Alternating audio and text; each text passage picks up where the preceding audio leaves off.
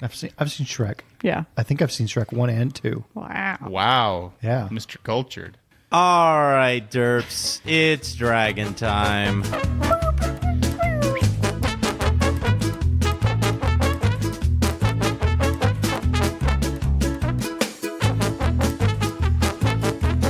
Hey, howdy, hey, everyone. It's JD, your Dungeon Master for Derps and Dragons. We're here with episode 7, and joining me as always are my Derps.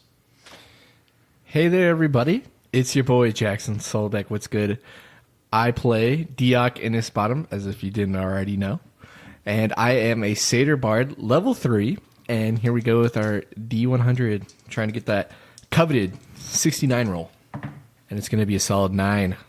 Nice. Beautiful. Hey guys, I'm Corey Colvin. I am playing Jartus Guidehorn. He's a level 3 Minotaur fighter. And I have rolled myself all the way off the fucking table.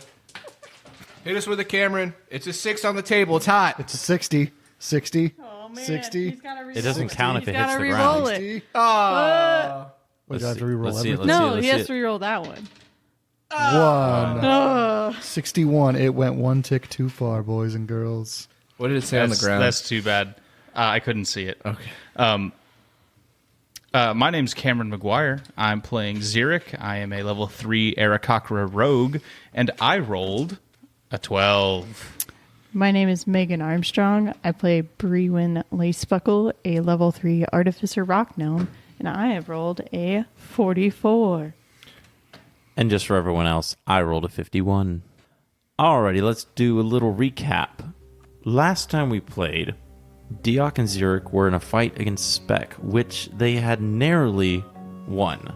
From there, the group got back together and headed back to the town of Anthos, where the whole town had kind of rallied together and the sheriff had formed a new plan.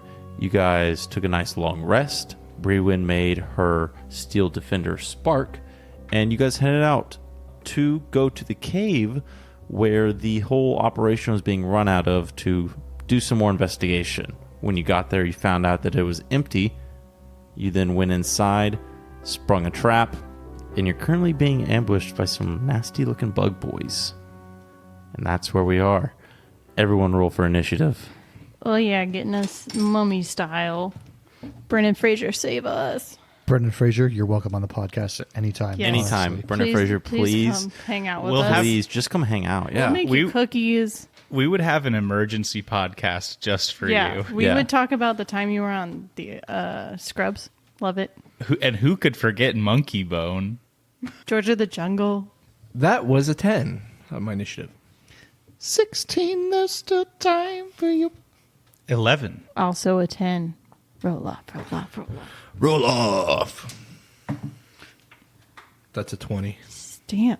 So just a little refresher, you guys are in kind of the main area that Xeric was in yesterday where they were packing up all of the stolen plants and stuff like that. So this is like a big kind of open room with a kind of tall ceiling that's within these tunnels. It has a big door that's collapsed on one end and another door on the other end that is not collapsed, but it's closed, so you don't know the whole what's going on there.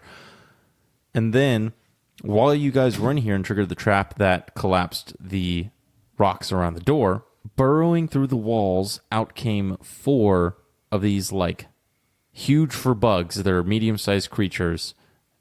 And they just have they're these bug boys, and they have this kind of rust carapace on them. And they are nasty, and they're mean, and they look mad. And with that being said, the first one is just going to run up right to Sasha and just take a bite at him. And Sasha's just going to be like, I don't know what these are. Bugs. Oh, yeah, bugs. I know bugs. Yeah, I you're know a of bird. bugs. Yeah, you're a bird. You Yeah. should know about bugs. No, we You get the worm. Oh, wait. You sleep in. Never mind.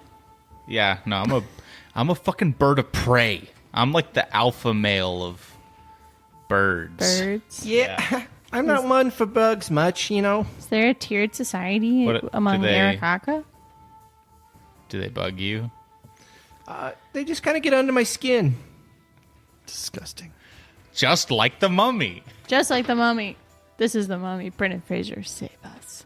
So it only gets a 9 on Sasha, and he just kind of ducks out of the way, and he's like, it's trying to bite me. I'm going to hit it with my bat now. Nice. And then it's actually Jartis's turn. Yep. I'm going to hit it with my bat now. And then he just sort of stands there and waits patiently. I'm going to run towards the nearest one. And, yeah, Jartis is just going to swing at this motherfucker. Before he even for it. comes See out what the happens. wall. The thing he does best is, it might not be swinging at things, but we're going to find out. He does a whopping 14 hit. A 14 actually hits exactly. Woo. Well, that's fortunate. For 5 damage. Nice. That's the minimum. Rough. Jartis, as you swing your great axe into the carapace of this little gross boy, is your axe made of metal, and is it magic? It is not magical, and it is made of metal. Okay, well, you pull your axe out of its hide, and you instantly notice that it's starting to corrode.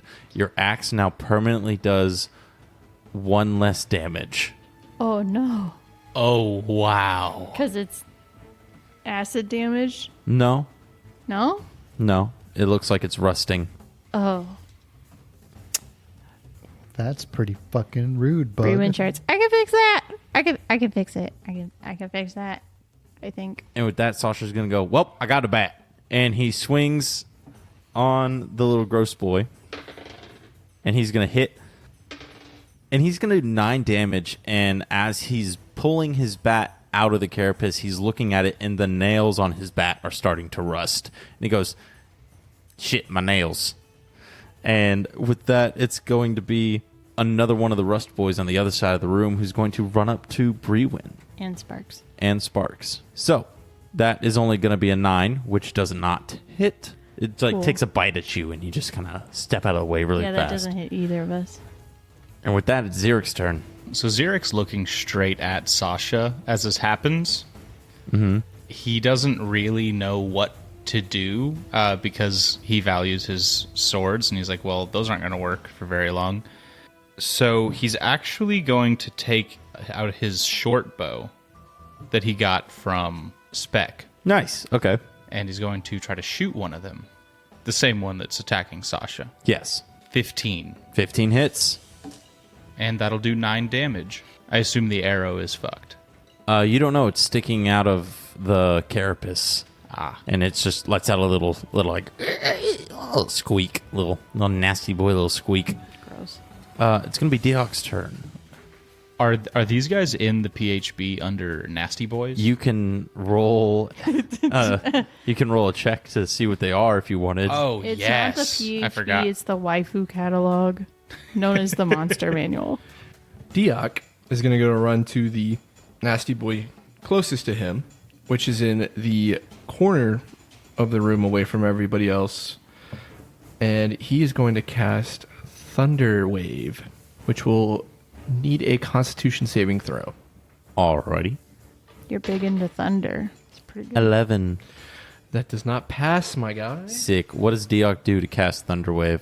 Deok just kind of does a little thing where he rubs his hands together and then gives a nice big clap Nice. for his thunder wave, and you just see thunderous sparks flying out from his clap into a nice little wave Boom. pattern. Yeah. A nice little boom.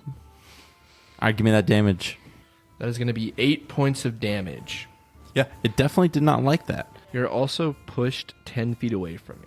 Well, Well, yeah. he's in Push the him wall. 10 feet away from you then. He kind of shoves up against the wall a bit. And with that, it's going to be Brewin's turn. From atop Sparks, Brewin is going to take out the BFW that we all know and love. And she's gonna smack a bug. Big freaking wrench. While I smack it with my BFW, I'm also gonna roll to see if I know what it is. But this is to hit. Hit first, think about it later. 19. 19 hits. And what is it? What am I rolling? Nature. Does a 21 tell me what it is? Cool. You're familiar with these things because you've probably had to deal with them at some point in your life. They're rust monsters.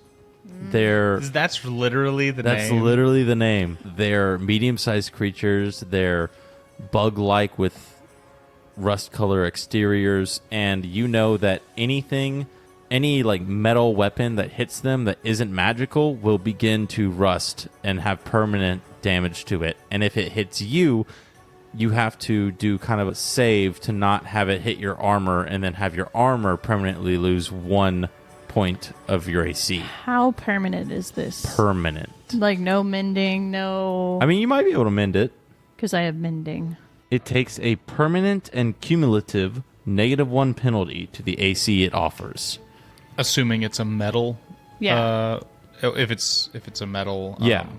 Piece of armor. So if your armor is metal or your weapons that you're hitting it are metal and not magical, they're going to begin to rust. Well, my giant wrench is magical, and it does 12 damage. Jeez. And then my magic metally boy Sparks is going to go. Where did you get a magical weapon? I'm an artificer. I made it. Do you just get to make a magic weapon? Yes. Yes. What the fuck? Yeah. Well, I've imbued it. It's called an Artificer Infusions. I have 2 currently. It's a Yeah, bag Brie, of when holding. you smack this thing and like the rust forms on it and then just like falls off. Yeah. Like you got Rain X, but for your weapon.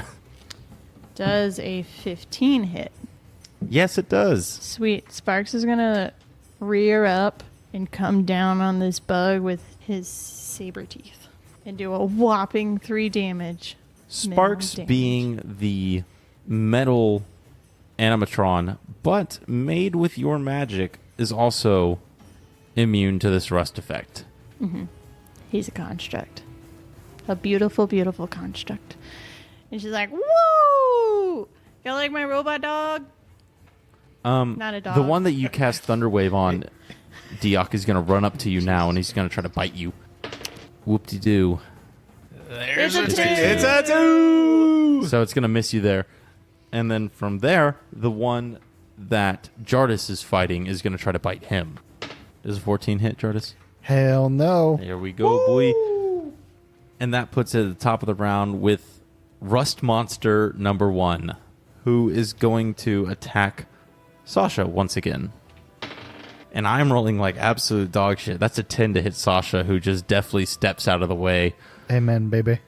And that makes it Jardis' turn again. Was the information about the rust monsters shared? I yell, hey, There it is. don't let it touch your armor or it'll fuck it up forever. And I don't know if I can fix it. I don't remember if my mending spell will work. Well, that's fine. I don't like to use my weapons too often. I'll just say some nasty things to him. Nasty words for a nasty bug. If you got a club or like a stick, they can't rust that. If you have a quarterstaff. They Yeah, can't rust a words stick. either. I tried to get this across to you. Don't they have to like know words to Yeah, be they have offended to by words? understand the words to be offended by them. I'm sure they can understand this. Deok throws up the bird. He throws up the Xeric, Does Xeric take offense to the bird. a Deok throwing up the bird? No, he's used to it by now. Yeah. We've been around each other too long. I would rather him not call it the bird, but but that's like the rest of it's fine. Well, to protect my favorite weapon, just in case it's fixable, I drop my great axe. Oh, Nice. I draw a hand axe, Nice. and I swing at the bug. Get that little bug. Get that Eat little bug. rust get a monster. bug. I will defeat you, you nasty boy. Ooh. Yeah, that's a 19 to hit with Nice. a hand axe. 7 damage with my hand axe. Nice. What used to be a hand axe? What is Yeah. it now? And your hand stick. axe now does 1 less damage than it did overall. After Jartis brings his hand axe down on this bug, attempting to, end this as quickly as possible, he then is going to use an ability called Hammering Horns and try to push the target 10 feet away from him. Okay. Do I need to do a strength save, I guess? You sure do. Are these bugs like kind of like the Goliath beetles where they have like horns? They have like on the front of weird their mandible face? things. Okay, because I just picture them colliding like two deer in. Oh, they're ugly as fuck. Oh wow, yeah, they're gross. They're like little nasty, They look Nasty cockroaches. boys. They look like a flea and a cockroach had a baby, but also only 4 legs and a big old tail. Yeah, And a giant ass. yeah. Hell yeah. Make it clap. It got a 17 on that strength saving throw. It's got all that dirt weighing it down. Hell yeah, 1. Yeah, 1. Yeah, you go to push it, and it just like digs into the dirt, and that's gonna make it Sasha's turn. Who's gonna swing on the one that he's been fighting, and he's gonna hit. And as he does, he goes, "I'm gonna lose my nails, and I'm pretty upset about that. But we just need to beat this thing to death, so I'm gonna do that." And he does 6 damage. I can get you more nails. I got some in the bag. And the one in front of Sasha is looking pretty bad. So the rust monster over by Breewin's going to go, and it's going to actually attack Spark. Oh no, my plan has been foiled. Does an 11 hit? Not at all. It's a robot. Well, it reaches up at Spark, and it's bad. It's bad. So it doesn't do it.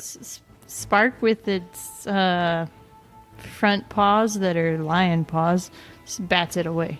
Like, nah. Xeric. He's just like Dikembe Mutombo, like blocking a shot. No. Is that his name? No. Yeah, you got it right. It's like when you put a thing in front of a cat and they're like, I don't want Yeah, that. that one. Xeric is going to strafe to his right, and as he does, he's going to notch another arrow and try to shoot this thing in between its carapace layers. That's the one in Roll to front hit. of Sasha. Natty daddy. Natty daddy. Give me that Natty daddy. damage. Double. Ooh. Double. 18 damage. How does it die?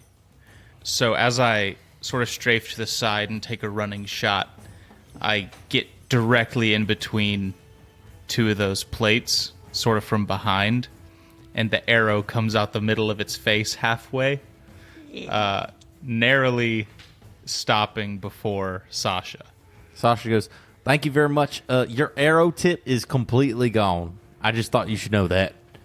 It's not the only time my tip has disappeared in something. Boom! Now? during this? All right. Xeric, I thought you said that you've never touched a woman before. When would I have said that? When would I have told you I that? fully believe him. And with that, it's Deok's turn. All right. Deok is going to go ahead. And he's going to cast another Thunderous Wave. But this time, he's going to snap his fingers a couple times. Crack. Give it a nice little crack. He snaps his fingers.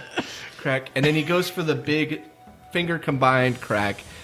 And then you just see this massive thunderous wave that comes out and just totally blows the bricks off of this demony, rusty creature. Oh, God. That's some ASMR for you guys. So crisp. I'm going to need to get a con save from you, my guy. How about a 7? Not going to make it. Here we go. Do your worst. Oh, you know I will, Daddy. He got a 7 on the last one, didn't he? These are some player rolls from you. That's going to be 9 points of thunderous wave damage. And you're also going to get pushed back another 10 feet. Yeah, that one's not looking too good either. That's good. It pushed it back away from you towards the wall. Brewin. Go. Brewin, atop her mighty steed, also not a horse, brings her big flippin' wrench right down for a total of 22. 22 to hit. That hits, yeah. And then she's gonna do the damage. 13 damage. Is it dead? That's just enough to kill it. How does it die? Have you ever over smushed a bug? And it's just guts are everywhere? Yeah, and you just like really regret it. Yeah. Yeah, that's what happens. The wrench comes down and it just annihilates it and it's gooey and Breland goes, it's all over my prized possession. Your body? Like, Oh, my wrench. But it's dead, so that's good. And with that said, the little bug boy who's been getting blown away by Deok's claps and snaps is going to run up to Deok. Yes. Does a 6 hit? No, just off. I'm rolling like absolute fucking dog shit. I mean, I'm here for it. Yeah, right. Yeah, I'm we're enjoying ready. myself. Well, the one Jardis is fighting is going to try to bite Jardis now. Well, that's a 3 on the die, so I assume it's not going to hit. Yeah, I don't think so. And with that, it's going to be Jardis' turn. As this little boy goes to lunge for you, and you step out of the way. I would not describe this as a little boy. It's nasty. Right. This bug. cute little No. cockroach flea boy that just wants to hug. They just want love. That's the thing. Like, they're just so misunderstood. Really. Yeah, for sure. Yeah. All right, so I draw my second hand axe. I mean, your first hand axe still works. But not as Do you want to good. Oh, ruin? yeah. Do you You want want to to? ruin 2? Do you want to ruin 2, or do you want to mildly destroy? So No, I- do you He's want to got, like, ruin 1 4. or mildly So I mess swing up 2? with the first one. Do you want There to you mildly mess up a joke you were trying to make, or do you want to destroy 2 jokes in a row? Yeah. Ooh, I'm going to destroy 2 jokes in a row. Absolutely. He's going to beat the dead horse. All right, so the first one's like a 22 to hit Yeah. for a whopping 7 damage. Oh, are you gonna offhand attack? Yeah. Aha. Oh, I'm sorry. That does 1 less damage now. 6 damage. I'll rule as lawyer myself. You're welcome. All right, This has do your been- offhand attack. Offhand attack.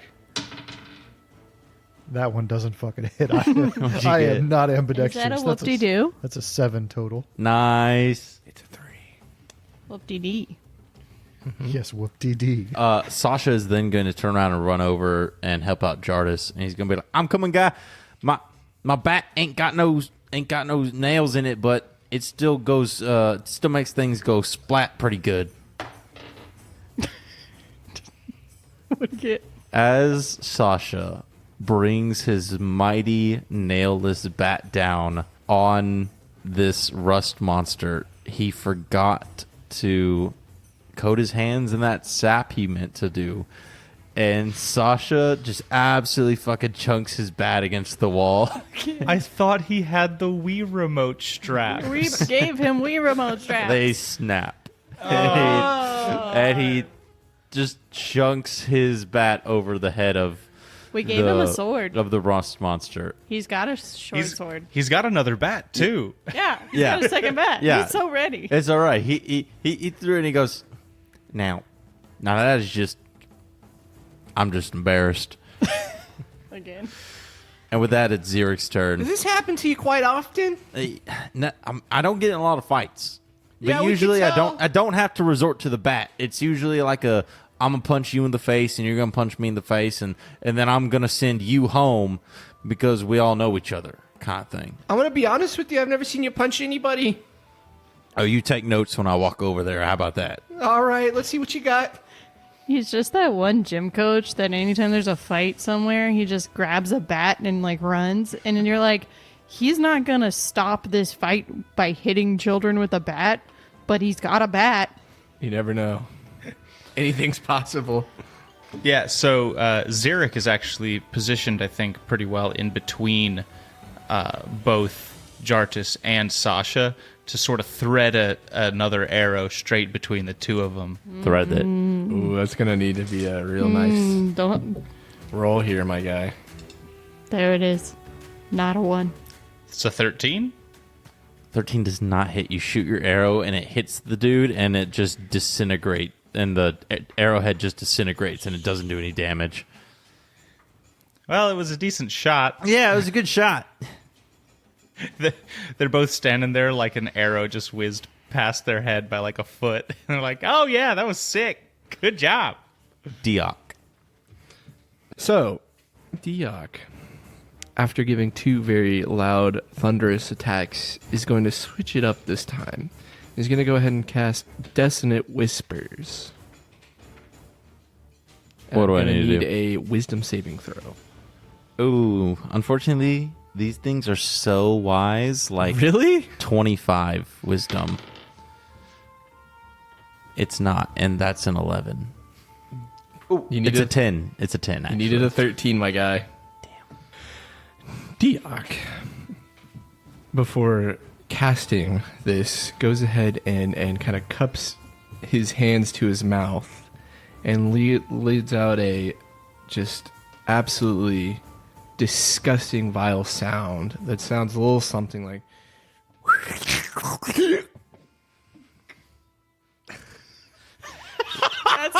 Perfect. Listener, Oh my listener, I'm so God. sorry. Did you just take some damage from that spell that he just cast? Because Go ahead and roll me a wisdom saving throw, guys at home. How much did the listeners just take and the bug? Yeah, so that's going to be 13 points of damage. Damn, son. Listener, are you still there? I know commoners only Commoners have have- 4 yeah, health. yeah, you're Are dead. you okay? You're dead. And so is this little rust monster as his head, like the whole, like Men in Black. Just when the Men in Black kill something, an alien, it just absolutely blows up into a gooey mess, and that's what happens here. Just all over the place. And after that gruesome death of a bug, it is now Brewin's turn. Brewin, like the Lone Ranger, rides her valiant saber-toothed deer. Steed. No, saber-toothed deer. Over to the final bug in front of Jartis. Can I make it there? Sparks has 40 feet of movement. It's a little over that, so you're going to have to either make Sparks dash or you're going to have to get off and do your movement. Oh, so Sparks can dash, then I can do my action? Because it's... Yeah? Sparks has an action and a movement, right? Yeah. So Sparks can dash and then do its movement, right? Yes, I'm so broken now. Has its own turn, right? Yeah. Yeah. We share initiative. So Sparks dashes over to the far corner of the room, and then Brewin, just using the momentum of Sparks, swings her big ol' wrench at the last rust monster. Does a dirty 20 hit.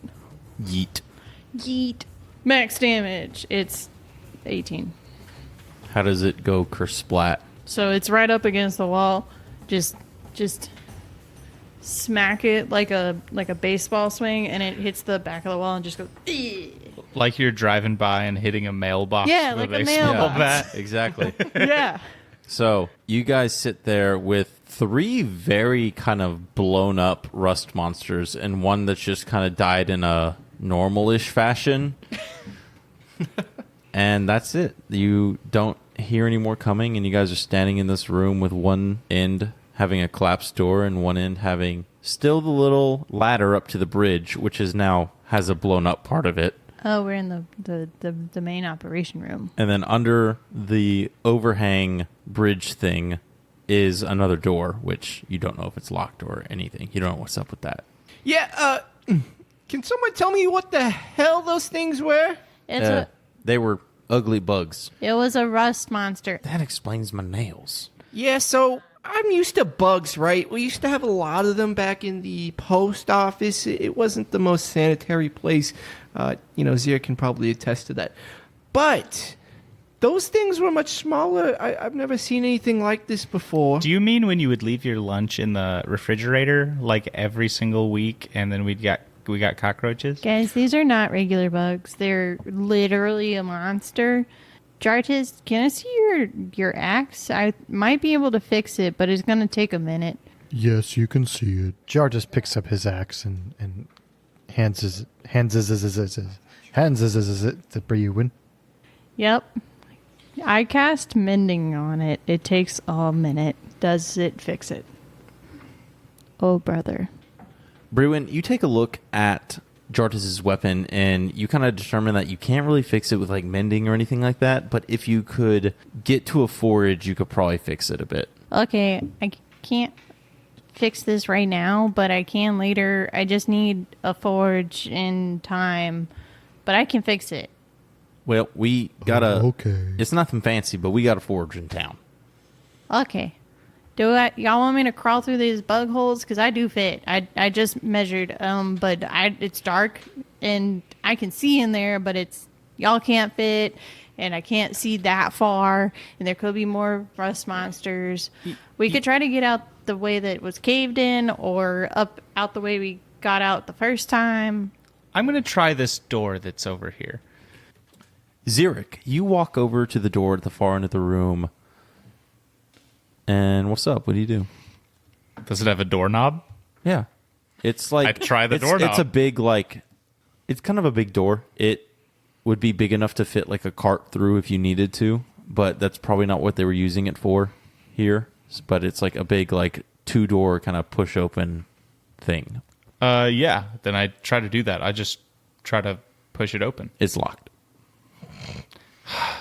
Shit. Okay. Is there like a lock that I can see? There is a visible lock, yes. I will attempt to pick that lock. Let's go. Brewin's gonna stride over atop Sparks and just watch. Her thieves' tools at the ready. Does a 25 do it? Yeah. Xeric, you go up and you just kind of get in there and you hear the lock click, and it's pretty easy. Still got it. Good job. And she puts away her thieves' tools. Very disappointed. Yeah, I just sort of try to push him open by myself. You do it. You push the doors open. Yeah, I was about to say. Thank you, Corey. You push the doors open all the way, and it's kind of like a 10-foot wide tunnel that's probably like 10 feet tall. And it probably goes about 30 feet before it takes like a hard left. I will walk down that 30 feet and peek around to the hard left. As you're walking by, there are actually 2 doors that you walk by on either side of the hallway. And when you peek around the corner, it's another collapsed tunnel. So we got 2 doors and a dead end. Yeah. Cool. Hey, Brewin, Yeah. you try to pick that lock if it's Okay. pickable, and I pick the other one if they're also locked. Yeah. They are locked. How do we ensure that these rust monsters do not come out at us again? Yeah, that's a very good question. We were going to send Braywin down that hole, but it's probably not advised. I think that was a bad idea. It's a 17. And a 22. Yeah, you guys both pick your locks. I was slightly faster. Yay. You were slightly faster. But you open your door and, the room's caved in. In his? Yeah, on Whatever. Xeric's room. Brewin's I open room. the door. You open it up, and it looks like a little office. This is also a dead end, but there's an office in here. We could read the papers. Yeah, mine's just rocks, so Shall we investigate? Deok Yeah, goes in yes. to the office. Does he see anything about, It potential resumes around the room, maybe benefits of the company? Or It looks like when they were clearing out, they also kind of came in here and very quickly grabbed what they could. There's kind of some papers thrown about and stuff like that. So there is stuff to find if you want to look for it. Well, I got a 13 investigation. I'm really upset because my modifier's so good. I just keep rolling low. Xeric got a 22 investigation. I'm on fire. Deok got a 15 investigation. I have a +7. Ugh. It's not a competition, except that I'm just so good at it. Like, if it were a competition, then Jartis got a 1 investigation. Nice. let's go. Wait. Jardis, you're staring nat at your one. axe and you're like, son of a bitch.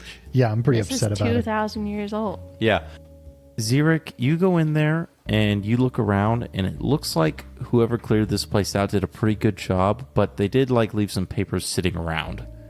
And you pick them up, and they make no sense. They're not supposed to be together or anything, but the individual pieces you find are shipping logs and inventory logs and stuff like that. But then you also find kind of in one of the drawers in the back of it, there's a note, and it is addressed to Spec, and you think it's pretty old. You think it's maybe one of the first correspondence between Spec and this person, but it's a correspondent to the location of where the shipments will be dropped off and requests of what specific inventory they would stolen and dropped off. And at the bottom of it, it's signed Mr. Coin. And with your investigation check through all the papers, it's a bandit camp wouldn't be this well organized in a business sense. Yeah, it's a corporate operation. So, like we were saying Yeah. last episode, it is a Fortune 500 company. Well, and you think that whoever this Mr. Coin is, you think Jeff they have a Bezos. very good business sense, and they have kind of been running this whole thing all while not revealing who they are. We've been saying this shit since episode 3. Hitoshi Nakamoto, Who? the creator of Bitcoin. Bitcoin, yeah. Oh, yeah, you would know that. I would. You fucking crypto nerd. Anyhow, I read over the note and I hand it over to Sasha and say, "Hey, Sasha, take a look at this. I think this is maybe where we need to be headed." I have a question. Yeah. Can I roll a history check to know who Mr. Coin might be? Is that like a moniker for a common, like a I mean, you can do a history well-known- check. 23. Dude, it's probably made up. Damn. Deok is gonna tiptoe his way over to reading the important information. He's just gonna try to peer his head over, see if he can get any information from the paper. Xeric sees this and he's like, Deok, it's not a secret that I'm keeping from you. He's in charge. You can look at this like, it's Yeah, fine. just can I take a get look. some of them others papers too? I could read it aloud to all of you. No, thank you. Yeah. I would be driven mad by how slow you read. Me? Can I just get all the papers as well? Whatever you found, I want to look through them real quick. No, you know what, Sasha? How about we look at them together? Well, I mean, yeah, that's fine. I'm going to do it in front of you. Sasha takes a minute to read over all these papers, and then he says, "Well, I actually know where this place is, where their meeting spot is. It's an old abandoned rock quarry. It's about halfway between Anthos and Paleon. That's the larger city. It's the closest kind of big city to us. Yeah, it's been abandoned for years. It would actually be a really nice spot to meet up. Now, I don't know who this Mr. Coin is. Well, yeah, I don't know any major like owners of any companies named Mr. Coin, and it feels very made up. If I'm being honest, it's pretty, Mr. Boss Man. Yeah, I'm pretty sure that's a completely made up name. But hey, we have a lead on the exact drop off location. I know who's behind this. Yeah. Who is? The Order of the Sinless Souls. No. That's not Oh real. my! Would you give it a rest, man? I do not know what you were referring to, my man. It's a thing that he thinks happened at one point. It's not a big deal. I mean, it conspiracy definitely theory at best. Yeah. Oh, that's all right. It's perfectly okay to buy into conspiracy theories. I like the one about how rocks are soft until you touch them, and then they're hard. Oh, you think that too? Yeah, it's Thank you. Finally, someone with reason. well, it just kind of makes my heart happy. I like to think they're shy. Yeah, Yeah. They're just, Like cute little guys. yeah, and they tense up. Anyway, do we have a way out of here? We gotta go back the way we came. We gotta climb out that. The yeah. ladder's still there. The ladder's still there. Yeah. Yeah, we gotta You- go the long You did way. blow up the other half of the bridge, though, so we I'm can't go see sorry. that door. I mean, y'all could toss me up there. Yeah, we could do that. Jartis, There it is. Jartis instantly starts touching rocks. Hey, you can't. That's not. They're gonna be hard. They're soft until you touch them. Yeah, you gotta come up on them and get them when they're not looking at you. What? No, Rocks don't. no, he's right. Rocks don't perceive anything. They do. No. That's why they're soft until you touch them, and then they're hard. I think this is one thing me and Sasha will agree upon. Oh, also, Sasha walks directly up to Deok. What's your AC, my man? 15. Nice. He got a 17, and he decks Deok right in the nose. Oh. And he goes, now that you have seen me throw a punch, Man, is that thing filled with pillows? It's very- there's just- Unsuspecting rocks. every time I think... Sasha goes over to Xeric, and he just kind of gets really close, and he's like, every time I think I got to win against that guy, he just flips the script on me, and just don't know what to do. Yeah, that's his whole thing. You can never bring him down. Like, he won't let you. The saying is, you It never felt- argue with a stupid person. It just felt good to punch him. They will drag you down to their level and beat you with experience. Yeah. The only thing that kept me from doing that all those years was the fear of a dishonorable discharge. He challenged me to do it. Yeah. Now he will continue to. Yeah. Anyway, Get so used to it. are we trying to go out the way we came, or are we gonna throw Brewin up on the other side and Throw me. make her go open that door and stuff?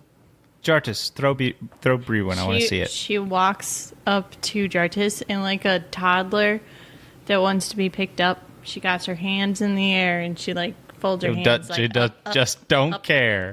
All right, yeah. I pick her up and I carry her from this room Yeah. all the way down the hallway. yeah. Into the big room. Into the other room, and everyone follows. And it's very weird. And give me an athletics check. Why? Why is it like this? No! Why is it like this? I only weigh 40 pounds. A 9. Nice. Brewin, he throws you, and you're not gonna make it. Give me a dexterity check to try to grab. What's that? 19 on the die. 21. Yeah, you go up and like you're not gonna make it, and then you reach out your little arms and like you barely hang on, and then you scramble up real fast. And- I'm so sorry, Brewin. It's okay. I got it. And you are currently on the other side of the exploded bridge. This is so where all the guys came out, right? Yeah, you're on the side where all the guys came out. So on the other side is the tunnel in which you all came from With the ladder. previous day. Yeah. Yeah, where the ladder is. That is, yeah. Is there a lock on this door? There is not a lock on this door. That would be weird because it's the main entrance. Yeah. So I throw Well, it's not open the main door. interest. You open the door and it's just another hallway. It's another hallway, and I like dig in my pack and I pull out a rope and I tie it to. Is there a railing or is this not an OSHA approved work zone? It's definitely not OSHA approved, but there's a railing. Cool. I tie it to the railing, and then I throw it down. I'm like, can someone bring up Sparks too? How high is this jump? I'd say it's 12 feet. Yeah, Deok's gonna go ahead and do a mirthful leap and try to make it up there. Mirthful. Are you expending a spell slot instead of climbing No, up it a sounds rope? like a No, it's not. racial trait. Yeah. Read it. What is this? I don't know about this. So whenever you make a long or high jump, you can roll a d8 and add that number rolled to the number of feet you cover, even when making a standing jump. The extra distance costs movement as normal. And this is a racial trait for satyrs? Nice. Deok, you can go ahead and jump up there, and just because of high jump mechanics, you're going to get 4 feet, and you can almost reach the top. How much do you get from your little boost? Deok is gonna get 1 extra foot of boost. Yeah, dude, give me a dex save to like grab on. That's gonna be an 18. Yeah, you like go up there, you like do a little cool satyr jump thing, and you grab on, and you just kind of like sling yourself up seamlessly. Like you don't need that rope. Exactly. As soon as Deok does this, he looks straight into Sasha's eyes and gives him nice, like, dirty little wink. Gross. Xeric is just going to climb the rope. Good. Hey, Jartis, when you come up, can you tie the rope to Sparks so we can pull him up? Yes. Thanks. Sasha is going to do an athletics check. Oh, Sasha's gonna try to jump. Sasha's going to try to jump now, and he got a 19. So he, because of long jump math, is going to jump 6 feet off the ground and easily grab the rail and pull himself up. Nice. What race is he? He's just a human, but And because he grabbed a 12-foot rim easily? I mean, Well, with a strength of most humans- 16, yeah. Jesus With strengths of Christ. 16 could This guy's like dunk. Dwight Howard. Yeah. He's only 5'10". Holy cow. He's like a 5'10 Dwight Howard. So thank you, mechanics of D&D. He's just going to jump up there and grab it and like pull himself up. And it's not as seamless as Deok's, but he still does it. And he goes, "You ain't shit, goat boy." We can ask the group who looked cleaner there. Me. Yeah, she got us there. Yeah. She got thrown up. Jardis, you're down at the bottom by yourself with this saber-tooth deer lion. Mechanical saber-tooth deer lion. What's up? All right. Without a running start, without. I pick up Spark, I hold him above my head, and I jump. And then I drop Spark off. Yeah. Spark at the top. Because you're just- fucking huge, yeah. Because I clear the lip by 2.3 feet. Yeah. Damn. So then Jartis takes a step back. 10 steps specifically. Nice. And Jartis takes a running. Give me an jump at athletics this. check. Oh, but I was just going to use the calculator. The right calculator for Well, I long used the jump. calculator too, here. but Oh, okay. I still got to justify Well, I it. hope for I don't how fuck up good. then. Whoopsie-dee. Nailed Spoken it. into existence. You got it. That's the second one on that die. So I'm really good at rolling these 9s, baby. Yeah, so you go up there and you're tall and you ran up there and like you would have gotten it with a high jump. So you get up there and you just like grab onto the side and there's a little bit of that Lion King moment where it's like, Help me, Scar, brother, help me. And then everyone helps you up. Yeah, we help him up. Yeah. Embarrassing. Long as the king. You know, Jartis should be able to successfully jump high enough that my chest is all the way above the lip of this motherfucker. Dang. But he didn't. But instead, he just embarrasses himself. No, it's okay. He'll figure it out. Listen, he lost a family heirloom that's been in the family for It's not millennia. lost. It's just a little rusted now. damaged, and it's been in the family for more than 2 millenniums. That's all right? not fair. I mean, at default, His- anything you own is in the family for more than 2 millennia. For generations. For generations. So all you guys made it up top. You're on kind of the left side where there's the door, and it's just kind of open now, and it's just another tunnel. All right, I guess we go down here because we got no other way to go. Not unless we want to crawl down some bug holes. Nope, I don't. I really don't Xeric, want to. can you ever just stay with the group? Yeah, we're going as a group, and I'm climb right on here. Sparks. I'm with you right now. You guys make your way down this tunnel, and it's kind of going up a bit, but it's got collapsed corridors all as you're going through. And you finally get to the end, and there's a ladder leading up to like a manhole cover. I toss Sparks in the bag of holding. The fuck? Yeah, Really? yeah. Why the fuck not? He can't climb a ladder. Not with that attitude. Wait, can you actually do that? He doesn't need to breathe. He's probably smaller than a barrel overall. Yeah, you just got to get him past the horns.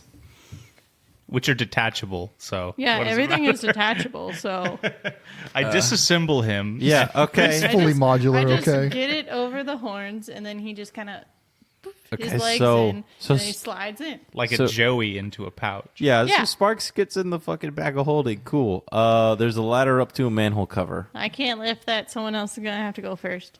I suggest that we have Jartis do it. Go ahead, buddy. Redemption arc, here we go. Yeah, Jartis, you look like you've Jartis lifted a climbs manhole this- or two. It's 50 pounds. Does this ladder look sturdy? Yeah. Yeah. All right. Yeah, Jartis. Honestly, climbs this ladder. you're about the same height as where the manhole reaches. If you put your hands up, it's just for like normal people to crawl to like Right. climb on. All right. Yeah, I guess I just pushed the manhole up out of the way. Yeah, give me an athletics check. Different die, different Not die. that blue one. The darker blue one. Hey. Yeah, easy peasy lemon squeezy. Gets Nat himself a 26. 20.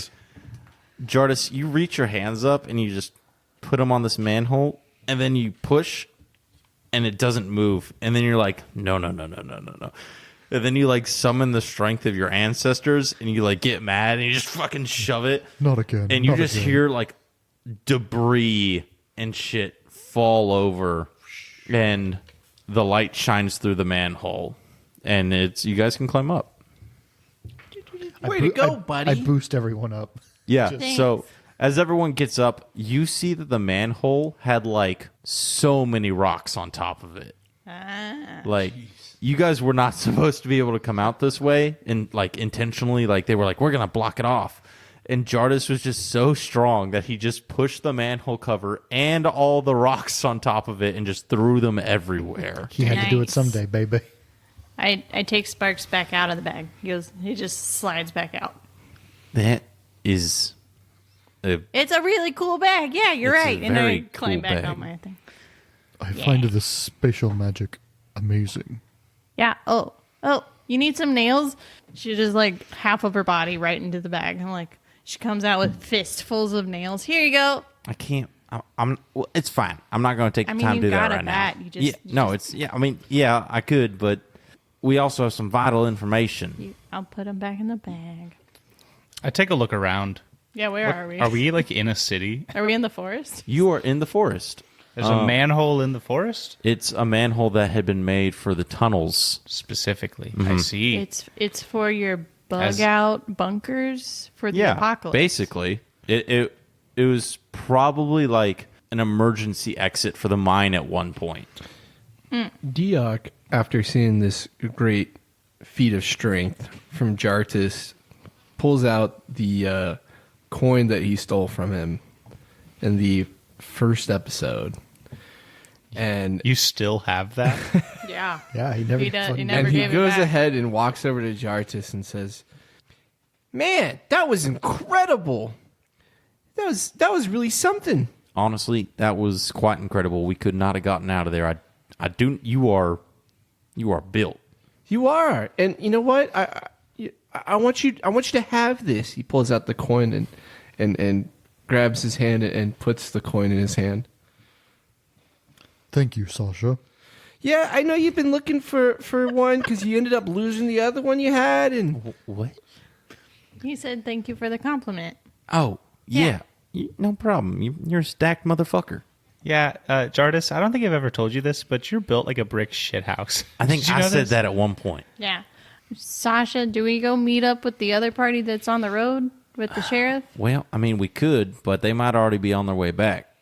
I say we go back to town and we wait for the sheriff to show back up, and then we tell them about what we got. Do Which we way even is know where town? we are? Yeah. Nature check. Sasha's going to do a nature check or survival check real quick.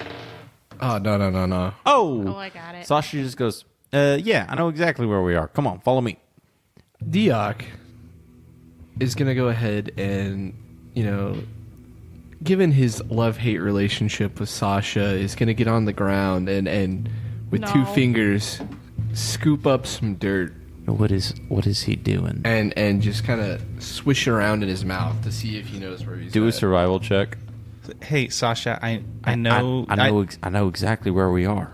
I know you don't like him very much, but genuinely, this is something he's That's a very tw- good at. That's a 23. Like Have you given as him much knowledge dirt yet? as much bad as you can say about him, this is something you have to give him. It is astounding. Yeah, he's kind of actually good at it. All right, I well, can't explain. I will shut up then, and I will let him lead the way. Goat man who eats dirt. That grissy. Fuck.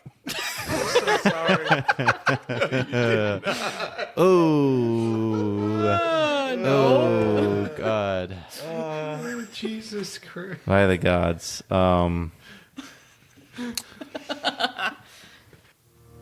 Deok, you take that knee and you stick those two fingers into Mother Earth herself, and you bring her moist dirt to your mouth. Familiar, loving dirt.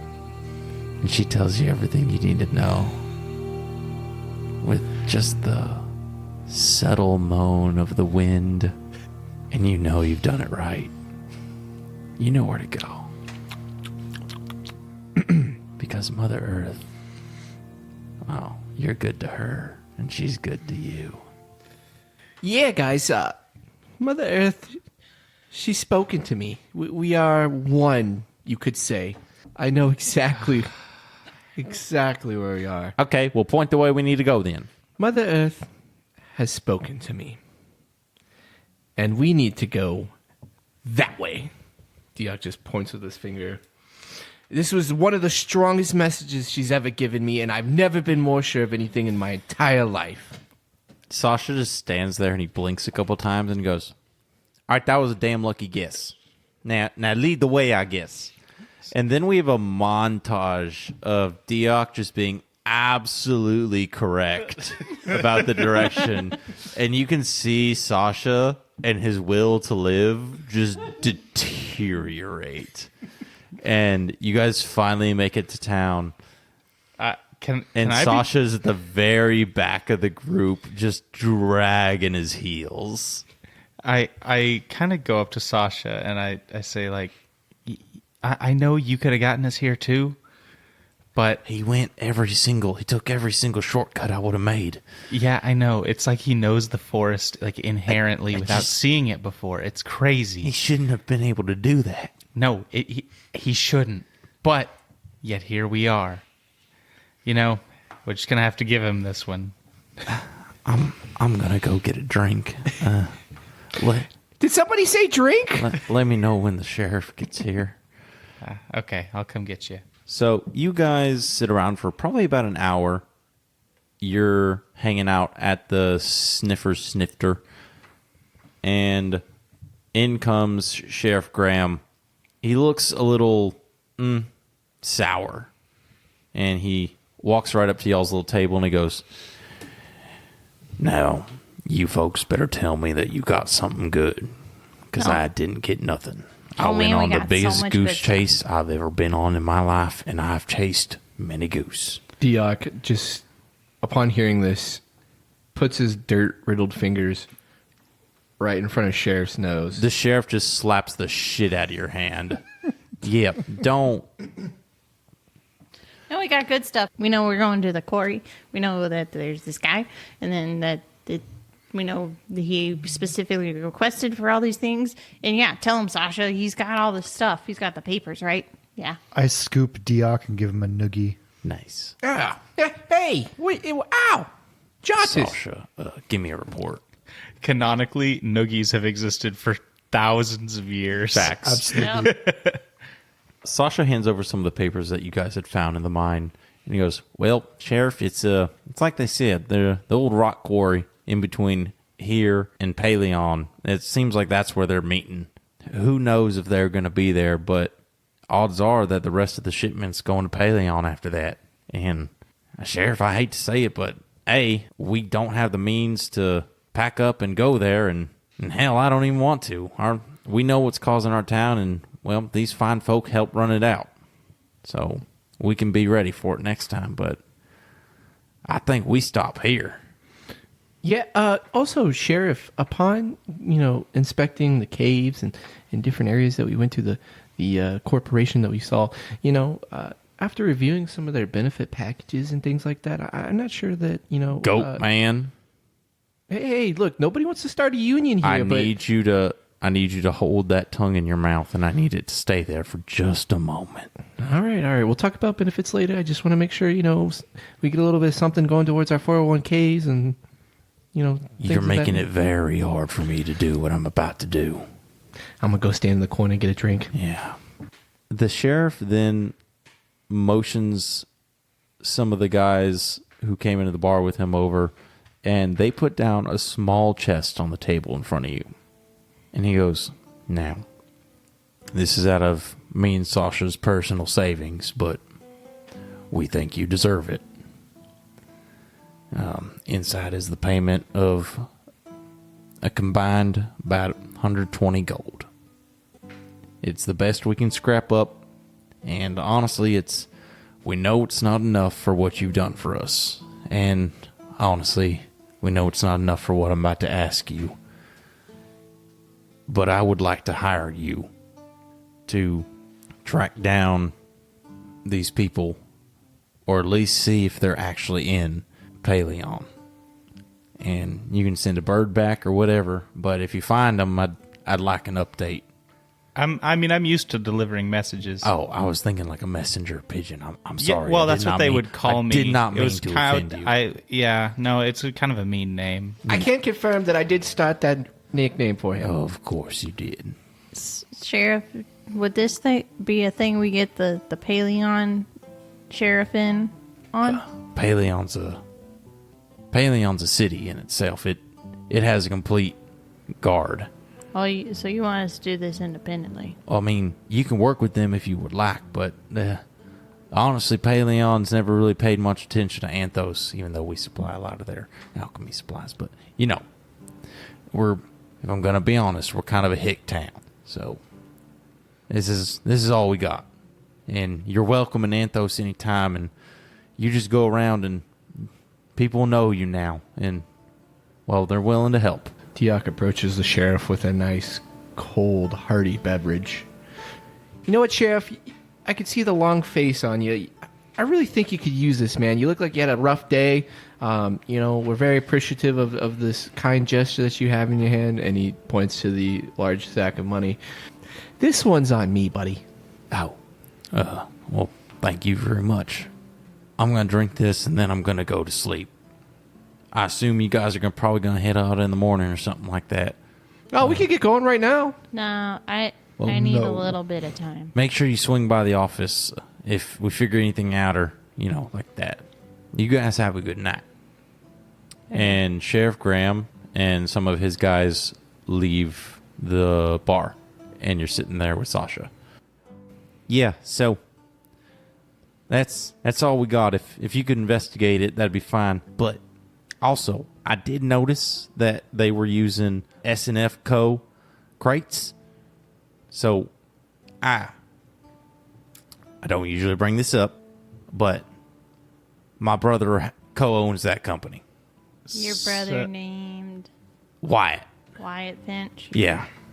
So he's in on this whole operation, is what you're trying to tell us? Like I said, I don't like to talk about this much, but S&F being one of the largest, goods, services, and all of Castillo has got a pretty big net. So my brother's done, you can say, quite well for himself ever since he partnered up with, the S in S&F.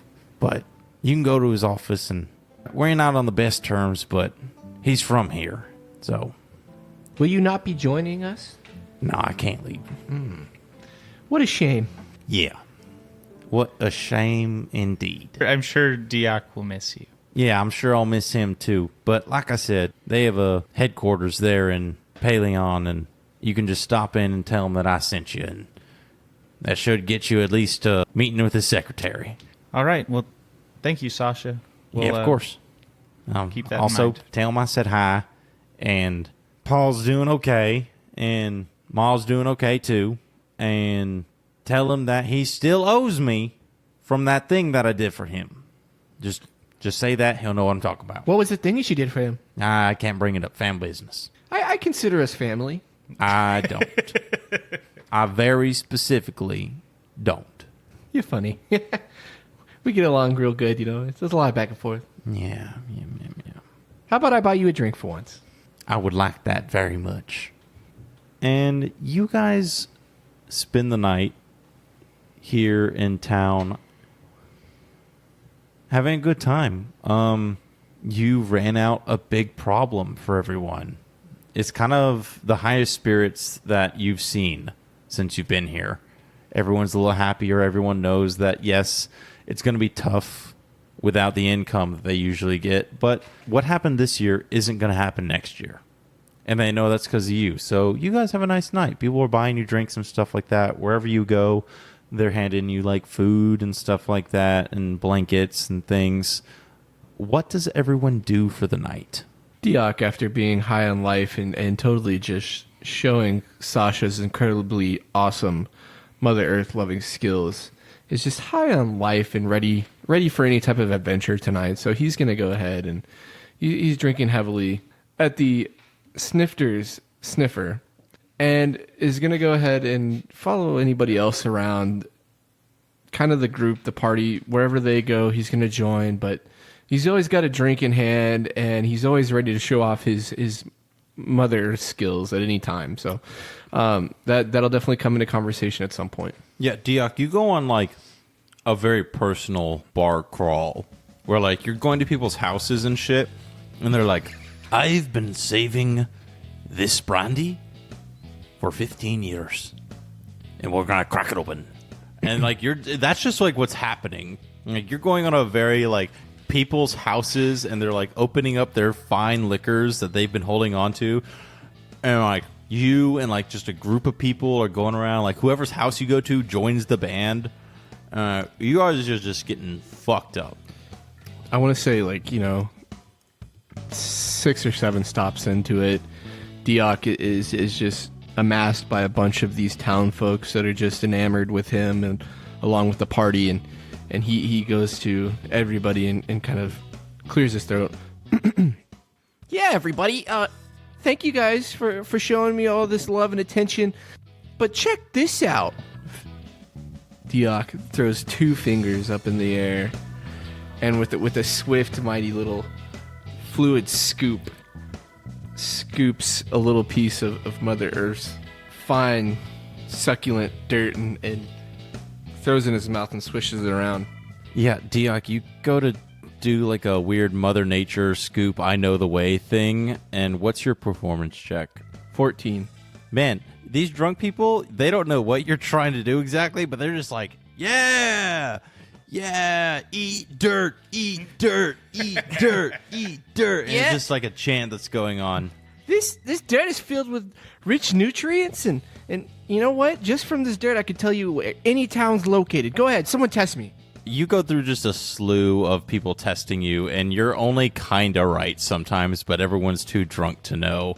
And you just have the time of your life going around on this little personal bar crawl at people's houses.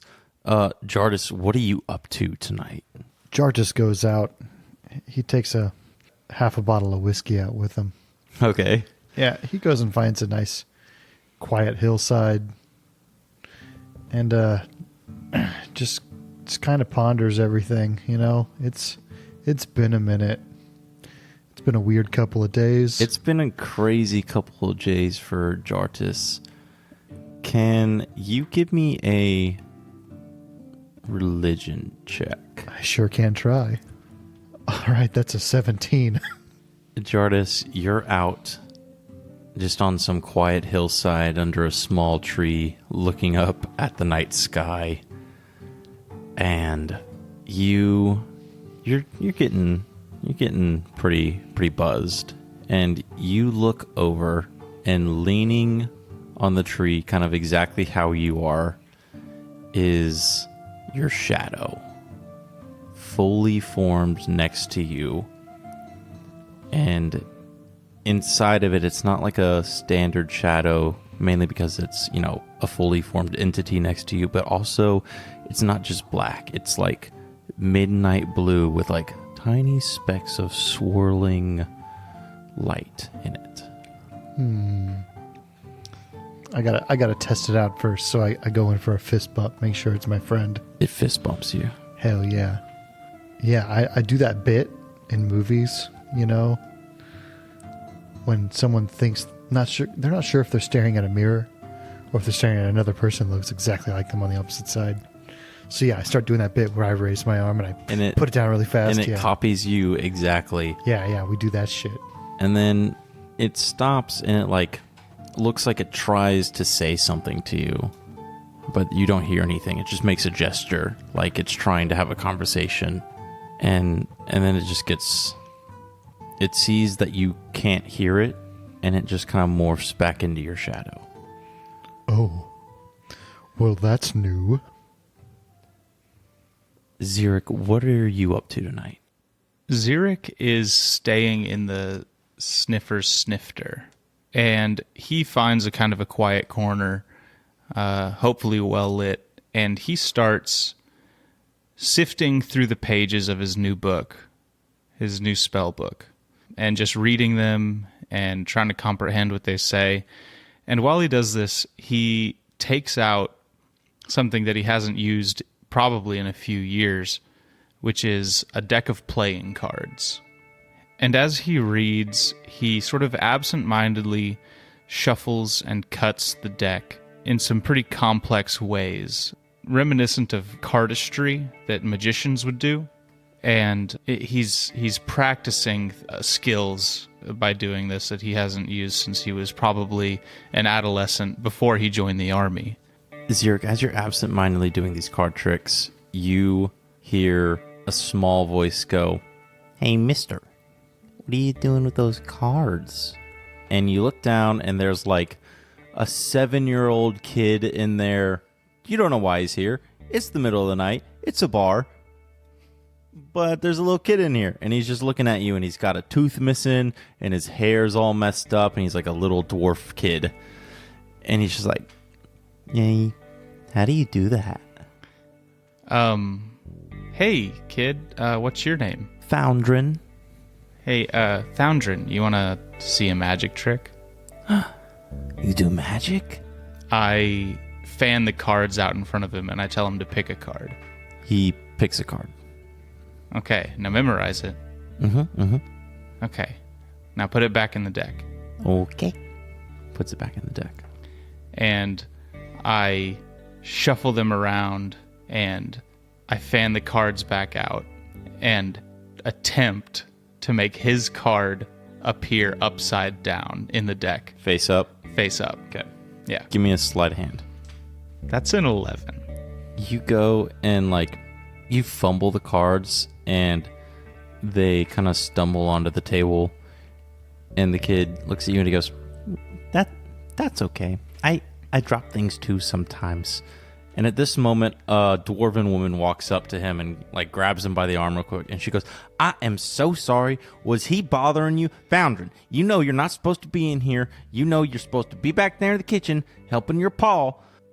No, ma'am. He wasn't bothering me. I was just trying to show him a magic trick that I used to know. Well, honey, you just keep on practicing. You never truly lose anything. In fact, I think that I just found a beer that you were drinking. And she slides over a beer on the house. She finds a beer behind my ear. Yeah, a whole beer. And in the beer is the card. Yeah, and you're drinking it, and your card's at the bottom of the. And she goes, "You just keep on practicing, sweetie, and thank you for everything you've done for us." Thank you, ma'am. It was no problem. And she wanders off with Foundrin, who's waving at you as he leaves. Brewin, what have you got going on tonight? Brewin kind of very quietly steps away from the group. She stuffs Sparks back into the bag of holding. She then walks over to the bar and gets a private room. Just one for gnomes, a pretty small one. Yeah, that's on the house. Okay, thank you. And she walks outside. Under the stars, she goes and she finds like a bench. And she takes out of her backpack what looks like a jar of grease. But the contents are not grease. It's the ashes of her husband, and she sets them down next to her. She addresses the jar, and she goes, "Farland, honey, it's been a long 8 years, but I gotta let you go now. You were the light of my life. And I'm sorry I had to sell the shop, but you would have loved the adventure I'm going on now. You would also love Sparks. I made him, and I thought of you and the little lion cub you found on the road one day that we gave to that zoo. I've missed you every day. I have to leave you here in our favorite place. I love you so much. Goodbye." And she opens the jar.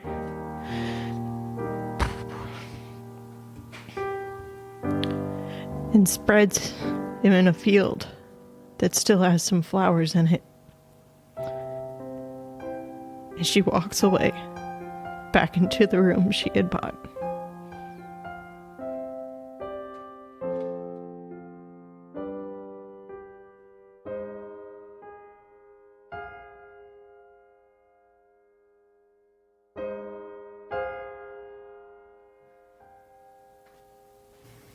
We take a look at the night sky over Anthos as our misfit adventurers all have their own little moments in a well-deserved night of rest, relaxation, and whatever else they may find. And that's where we'll end our session.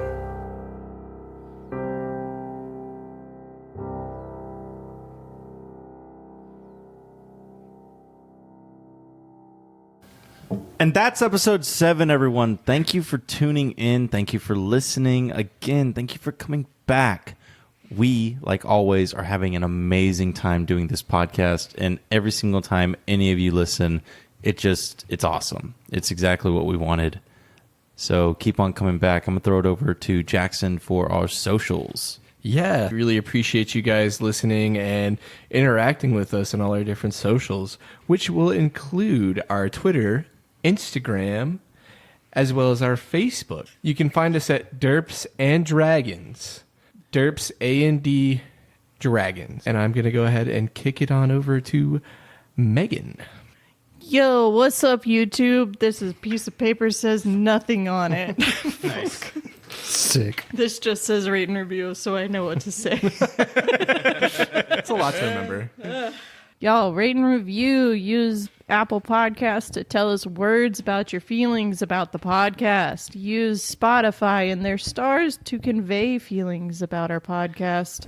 And you know how we feel about 3 stars and below. They're Yeah. perfectly fine. We value your input. And Yes. we hate them. All constructive criticisms should be given the form of a compliment. Thank you. We appreciate At it. least a compliment sandwich, please. Yes. We're fragile. We're very fragile here. Yeah. Compliment, absolutely heartbreaking comment, and then another nice compliment. Yeah, like Yes, please. a shitty Oreo.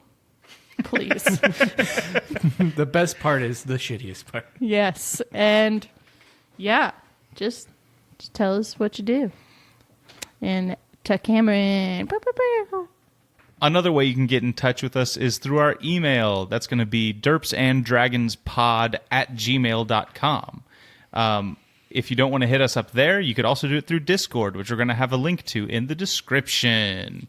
Come send us a meme or a strongly worded letter about your politics. We'll read it. Or a picture of your grandma playing on Dungeons and Dragons. Yes. Featured on every one of our socials. We will so feature it. We're down. Grandmas, Older generations playing cool games. grandmas hit us up. I just want to say that, like, nursing homes in, like, I don't know, 50 years are going to be super lit because it's just going to be a bunch of us playing D&D.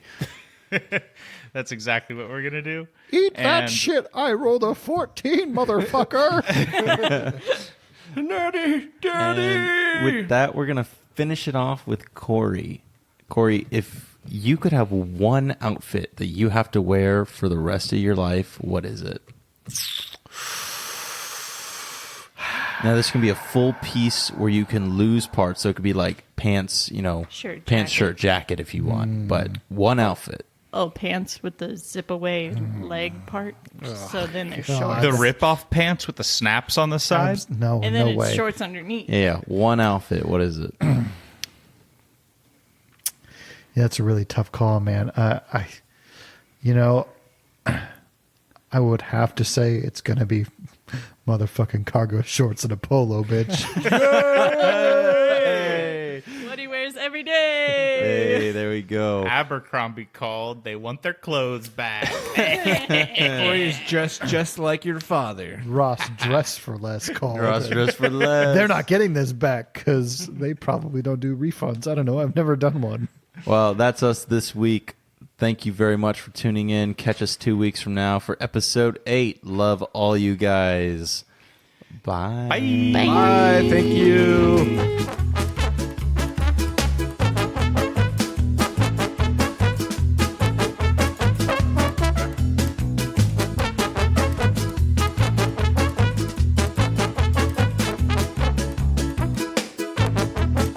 Girl, your dreams is S in my D.